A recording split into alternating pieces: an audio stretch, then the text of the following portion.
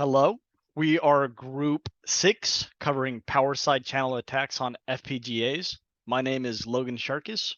And I am Jonathan Gover, and we are going to be covering what is going on in this project. So a brief overview of this is we're going to be learning about FPGAs, power side channel attacks, the different types of encryption methods available, the time to digital converters, and our implementation in this project and the results we have received from it. Yeah, so first let's cover some FPGA principles. FPGAs stand for Field Programmable Gate Arrays, and it's a reprogrammable hardware application consisting of lookup tables, flip-flops, and then traces that route those lookup tables, flip-flops, and memory units to then enact a application. Commonly used throughout courses at Texas A&M is a Zybo Z710 board, and that's what we will be using for this project. Uh, FPGAs have become increasingly popular within an industry for automating processes, data processing, as well as cryptocurrency. It has some benefits over software and custom integrated circuits, where FPGAs are a low cost and relatively fast solution. And they have some important principles covering multi-tenancy, data encryption, and then cloud FPGAs. So a cloud FPGA is an FPGA not reachable physically by a user, but they instead access through a server. It consists primarily of different sections that each user is given, and then their application is processed in the user region. So as you can see from the photos, this is an example of one kind of architectural setup that an FPGA would have if it was having multiple tenants. So multi-tenancy is just multiple users running the same or on the same FPGA board. And the only thing that they really share is the power that's provided to the whole FPGA board. So power side channel attacks is our method of approach for accessing the information from the cloud FPGAs. So out of the three different types of attacks, invasive, semi-invasive, and non-invasive, our power side channel attack is a non-invasive attack, which means that we are only accessing the information that the FPGA provides. We are not tinkering or modifying the FPGA in any physical way. And regarding its name for power side channel attacks, we are measuring the power consumption over time that the FPGA produces when operating different tasks or simply running. And the goal of these power side channel attacks is to be able to read the peaks in power that is produced when we are observing the FPGA to try and find the secret information that is not publicly available. And so to test this example, we're going to be trying encryption methods to be able to reveal secrets for it. So the important information about encryption methods is that there are four key features. First is the message, which is completely unencrypted. It's the original product that is given out. And you're putting that message through the encryption method to be able to convert it into a ciphertext, which is a jumble of characters or values, which is unable to be discerned from the original message just by itself. And in order to convert the ciphertext back into the original message, you'll need to use the decryption method in order to find out what the original message was. So one method of encryption that we can use is RSA encryption. This process requires only 4 equations listed on the slide to do, so it's relatively simple to understand. The first thing you need to do is to select 2 prime numbers, P and Q. They need to be large in order to be able to make it hard to discern what they are at a glance. And you'll take those 2 large prime numbers and multiply them to each other, as equation 1 shows, to get a product of primes n. Now, for the second step, you need to find the phi of n, which is equals to the p minus 1 multiplied by the q minus 1. And what this is used for is to find the greatest common divisor of unknown encryption value of n phi of n to get that to equal to 1. And the value you will get for E will be your encryption key. And this is what you will use to encrypt the regular message into the ciphertext. The next step is to find the decryption key, which is produced by equation 4, where you need to multiply the decryption value D with the encryption key E, so that needs to be converted to 1 mod of phi of n. And with this decryption key that you identify, you'll be able to turn the ciphertext back into the regular message. So out of all these values, the ones publicly released are the product of primes n and the encryption key E, while the private values are the large primes P and Q, as well as the decryption key D. Another method of encryption that we have available to us is the AES encryption. Well, this is much more complex than the previous RSA encryption. There's a lot more benefits to it, as it's more secure and requires a much harder process to encode and decode. So while the RSA encryption method was limited to the size of the product of primes n, for AES encryption, it's only limited to at most having 128 bits as the message or ciphertext. And for the cipher key, it can range from different values of 128, 192, or 265 bits, or 256 bits. And in order to set up this encryption process, you'll need to group the different groups of 8 bits into a single byte and put those bytes into a 2-dimensional array, going from top to bottom, left to right, in that order. And then in order to encode and decode, you would use that array and put it as a product with the cipher key as a multiplication of matrices to encode. And to decode, you need to get the inverse of the cipher key in its matrix form to find out what the message is. Yeah, so let's look at how we're actually going to pull information for these power traces to hopefully find these decryption values.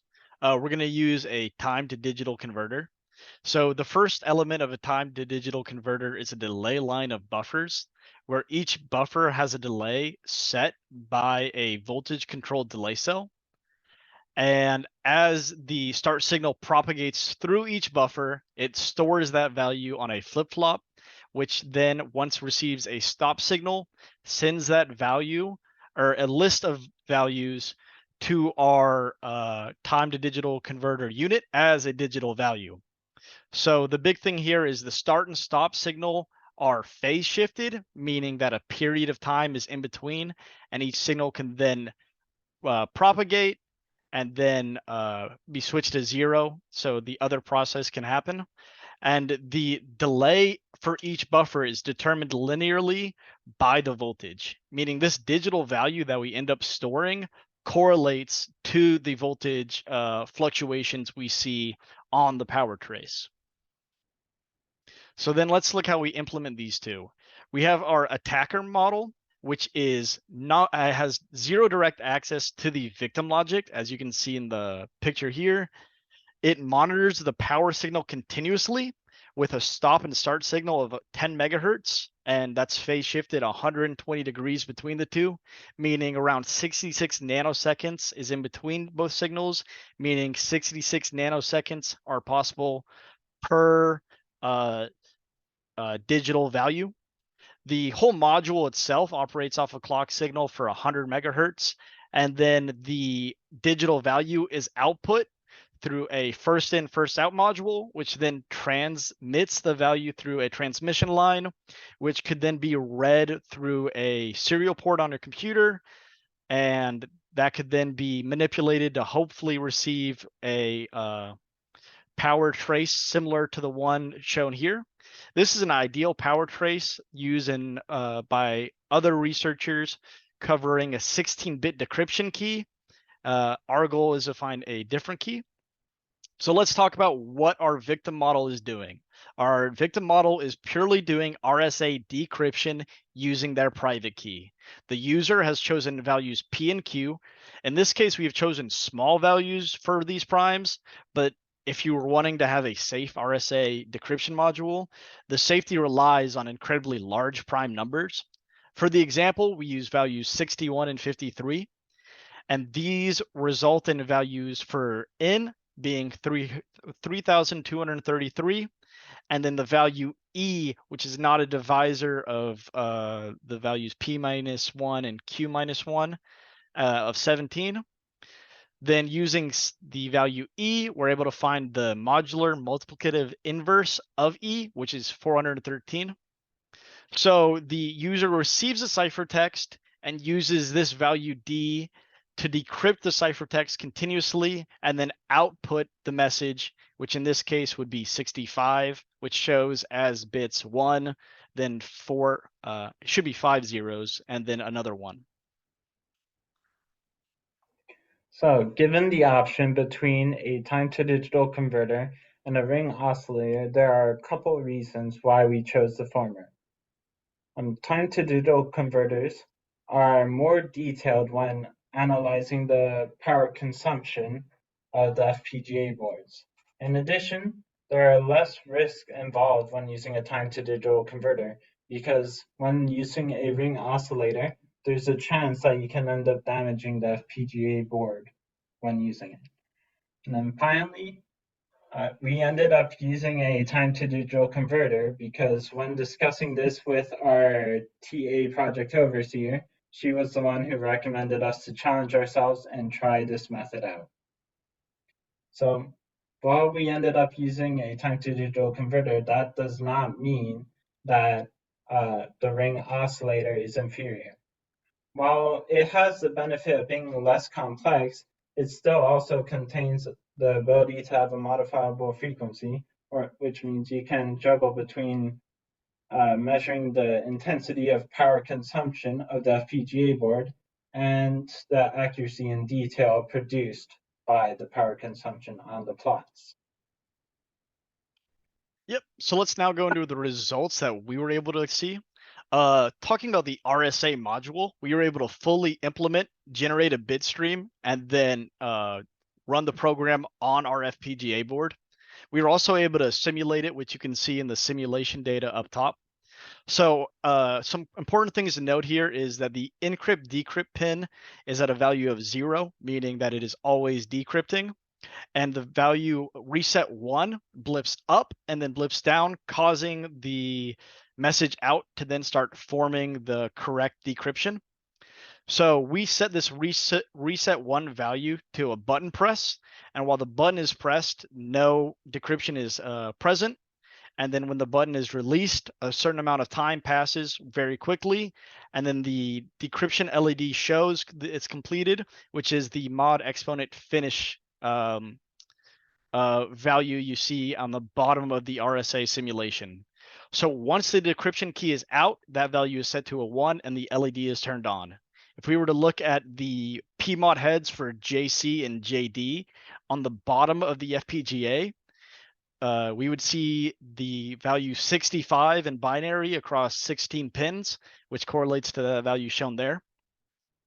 Then running the full module, we took this RSA module, put it with our TDC module that we got, and we were able to synthesize and get an implemented design as shown above. You can see our RSA module and kind of what the device diagram looks like, as well as a TDC module and what the device diagram looks like over here. And then you can see our full module device window below looks like a combination of the two. A big thing to notice is that when talking about cloud FPGAs, proposed solutions have these completely separate where they wouldn't be on top of each other. But with our example, we aren't able to do that. What we can do to verify the separation is by looking at the two designs, seeing that they continue to have their same shape, and we can assume that they are separate for this.